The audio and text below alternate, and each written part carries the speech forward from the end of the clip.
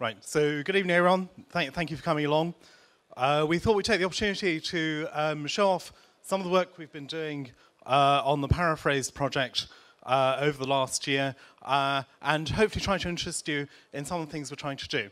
Now, I appreciate the last act was very hard to follow. In fact, I can't even stand up properly after that last demonstration, but I'll try to keep you engaged for a few minutes here. What I'm going to tell you about is a project called the Paraphrased Project. If you're interested in what we're doing, you can follow us on Twitter here. Here's my email, and here's our website. So please, there are lots of papers, lots of deliverables, lots of additional resources that you can download from these websites to follow along with the work. What we're trying to do is to create a new way to think about how to program parallel applications.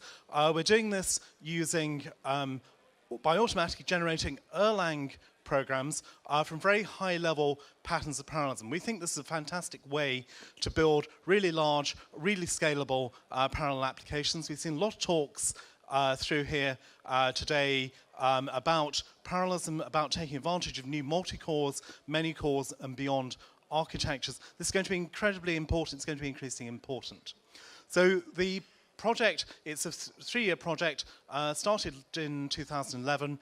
It involves 14 partners now from 8 countries. We've just had 3 new partners join from Hungary and from Poland. They're going to be telling you next year, hopefully, about how we automatically discover patterns of parallelism in Erlang code and how we can present to you the best possible parallelization of your code using simple and easy-to-use tools. All future program is going to be parallel. Roughly speaking, no future system is going to be single core. Parallel programming is going to be absolutely essential to everyone in the future. Even mobile phones today, some of the Samsung mobile phones have 8 cores, and in the future they're not going to get any fewer. And in fact, as Joe said in his talk, we can expect perhaps millions of cores, mega-core machines at some point in the future. It's not just about dealing with performance. Performance is great, but it's also about managing energy usage. Multi-cores, many-cores are the best way to get a decent amount of performance for your energy budget. So this is why these things are going to continue to grow in scale in the future. What we need to do is to make it easy to produce massively parallel systems that can take advantage of these incredible pieces of hardware that people are building today.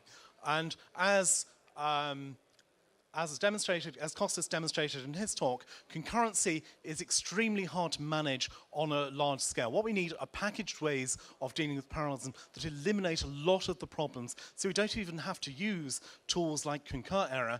You won't have to detect the errors in your programs because they simply won't exist. If you write your programs properly, you don't have the errors, you don't have to detect them. Isn't that great? Avoid the problems. So thinking parallel requires us to develop new high-level programming constructs, perhaps dealing at the same time with millions of threads. We need to avoid dealing with issues like deadlocks, etc. It's great that you can detect deadlocks, but it's a lot better if you don't have them in your code in the first place. You need to avoid dealing with issues that are too low level, explicit communication, etc. I guess most Erlangers will gel with that. And of course, you need to include directly information about performance. We'll show you that in a bit. So how do we do this? Well, obviously, the only thing that works for parallelism is functional programming. I know this is true because Bob Harper said it on his Facebook page. How are we going to do this? Well, what we're going to do is to start bottom up, to identify strongly hygienic, that is, nicely functional components, using something that Chris is going to show you, a semi-automated refactoring approach.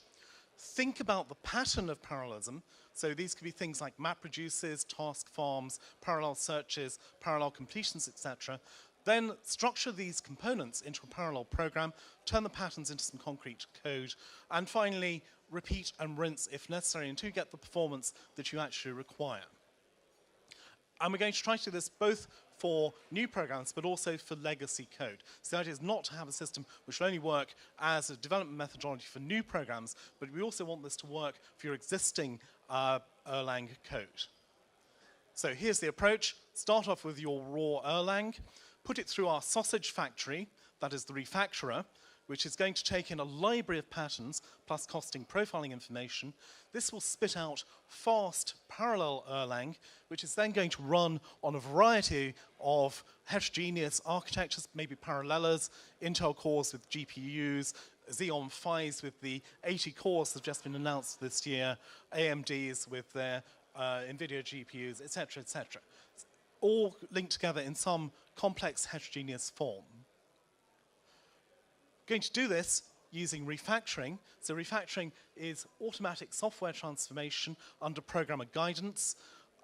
What it does is to help us choose the right abstractions, introduce the parallelism. What we're going to do is to introduce some skeletons, and then we're going to tune them for different instances and architectures as we need. So we're going to tune it for the paralleler, for the Intel CPU, for all the different heterogeneous architectures that we might have. I'm going to hand over to Chris, who's going to show us this working.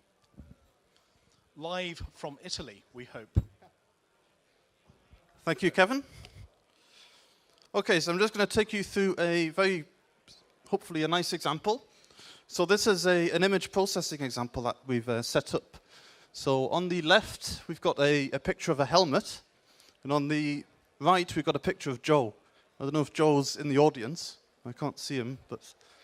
And what we're going to do is firstly, we're going to take the helmet picture, we're going to make all the black pixels white, and then we're going to take the picture of Joe, and we're going to merge the two pictures to put the helmet on top of his head. Okay?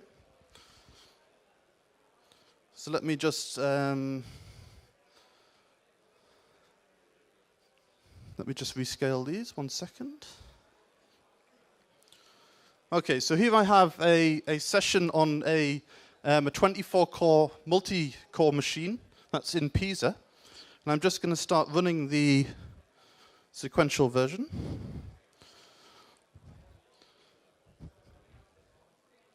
So that hopefully should start chugging away. There we go. And you can see it's using 100% of a CPU. So it's using 1 core at the moment.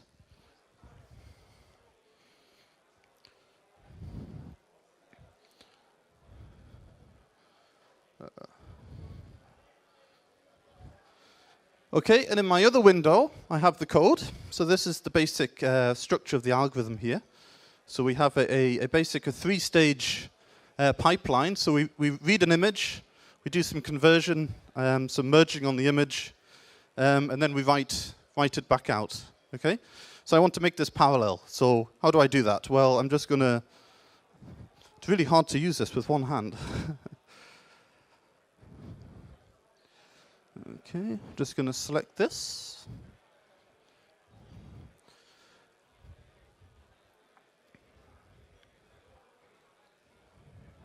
Okay, and I've got some choices here that I can apply. So I'm just going to select one of these.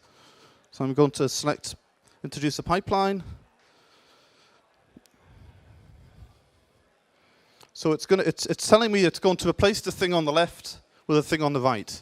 Okay, so it's going to rewrite my program into the thing on the right, and it's going to be parallel when it's finished. So I'm going to tell it, yes, I want to, whoops, doing it in the wrong place. Yes, I want to apply this, and I want to commit that.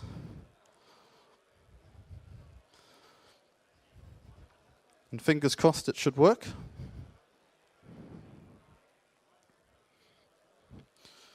The problem with live demos, isn't it a joy? Why hasn't that worked?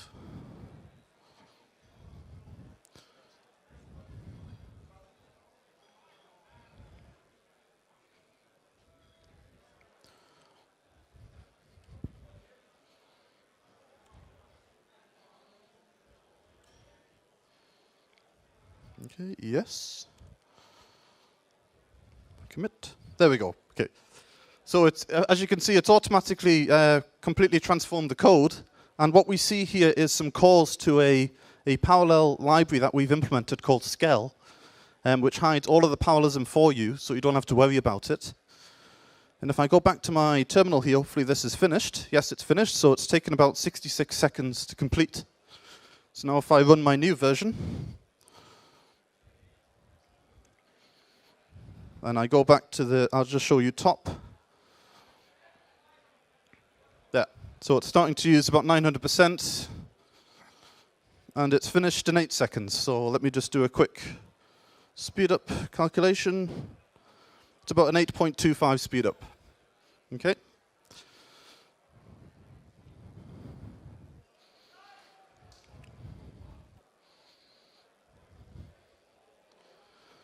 Of course, an 8.25 speed up is quite small when you think about it.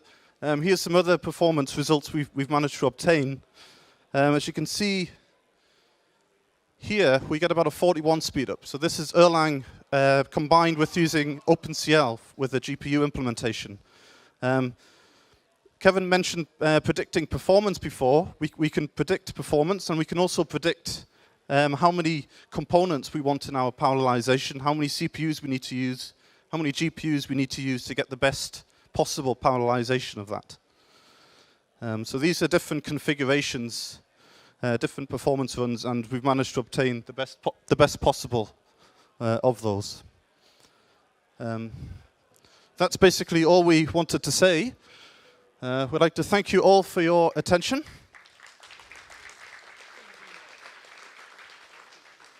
And if anybody's interested, if you could give us your names and your email addresses, because we'd love to keep in touch with you to send you any updates that we're doing on the project. So please come to either myself or Kevin. Thank you.